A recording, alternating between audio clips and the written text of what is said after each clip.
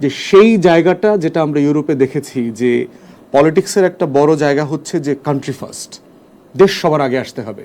It's a national crisis, আমরা সবাই মিলে কীভাবে একসাথে কাজ করতে পারি সেই রোডম্যাপ তৈরি করা, সেই প্ল্যান তৈরি করা, সেটা নিয়ে আলোচনা করা, সেই জায়গাটা আমরা কখনো বাংলাদেশে দেখতে পাই নাই।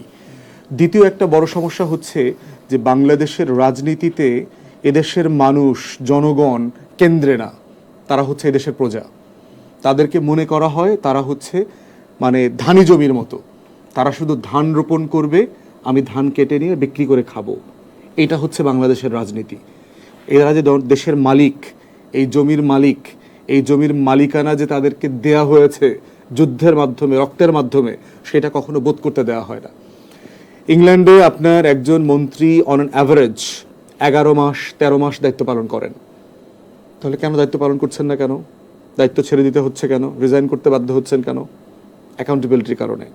কারণ জনগণ ওই দেশের মালিক, তাকে বাধ্য করছে যে you are performing so bad, আপনার পারফরমেন্স খুবই ভালো না, আপনি চলে যান। এবং সেন্স অফ ডিগনিটিও আছে পলিটিশিয়ানদের মধ্যে।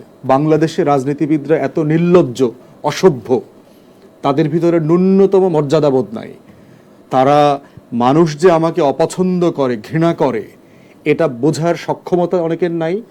বুঝলে আবার পাত্তাও দেন না একটা বিশাল অংশ। আমি কেয়ার করি না, নেত্রী আমার পক্ষে আছেন, দল আমার পক্ষে আছে।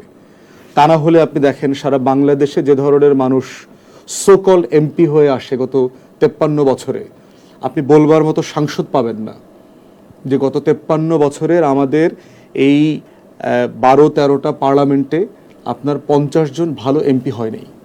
তাহলে প্রতি সংসদে 350, এরা কারা? এরা ইউনিয়ন পরিষদের চেয়ারম্যান মেম্বারও হওয়ার যোগ্য না অধিকাংশ। এদেরকে আপনি ন্যাশনাল পার্লামেন্টে নিয়ে আসছেন, এমপি বানিয়েছেন, মন্ত্রী বানিয়েছেন কিসের ভিত্তিতে? তারা দেশ বোঝে না, রাষ্ট্র বোঝে না, গভর্নেন্স বোঝে না, নাগরিক বোঝে না, জনগণের মনস্তত্ত্ব বোঝে না, ভাষা বোঝে না। কিসের ভিত্তিতে তাকে এমপি মন্ত্রী করা হয়েছে? তো এই জায়গাগুলোতে আবার ব্রিটিশ পার্লামেন্টে যখন আমরা দেখেছি যে আপনার প্রতি মঙ্গলবারে টিউজডে ডিবেট বলে কোশ্চেন আনসার সেশন আছে, প্রধানমন্ত্রীকে এমপিরা প্রশ্ন করতে পারে। তো সেখানে আপনি পিছনের বেঞ্চের একজন এমপির বক্তব্য শুনলে বুঝবেন যে এই লোকটাও প্রধানমন্ত্রী হইতে পারে, এবং হয়েছে।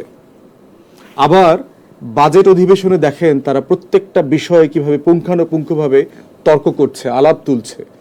বাংলাদেশের বাজেট অধিবেশনে 10 জন 15 জন সংসদ সদস্য কথা বলতে পারে না।